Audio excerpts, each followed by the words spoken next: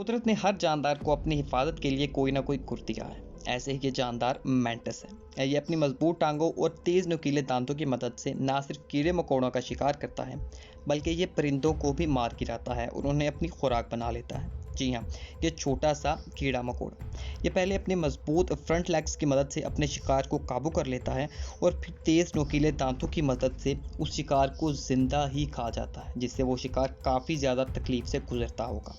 और मैंटिसी सिर्फ परिंदे ही नहीं खाते, बल्कि ये हैरानकुन तौर पर सांप को भी अपने काबू में कर लेते हैं। जी हाँ, एक सांप को। और सबसे पहले ये सांप के मुंह को अपनी टांगों की मदद से जकड़ लेते हैं ताकि सांप इन्हें कोई नुकसान ना पहुंचा सके। और इसके बाद सांप चाह कर भी अपने आप को नहीं बचा सकता और इस कीड़े की खुराक बन जाता है। ये कीड़ा कितना ज़्यादा खतरनाक है, इस बात का अंदाज़ा आप इस वीडियो से भी लगा सकते हैं, जिसमें ये छोटू उस्ताद एक बिल्ली से पंगा लिए बैठा है। दैट्स कमाल। ऐसी ही मज़ीद इंटरेस्टिंग वीडियोज़ के लिए इस चैनल को लाजमन सब्सक्राइब करें।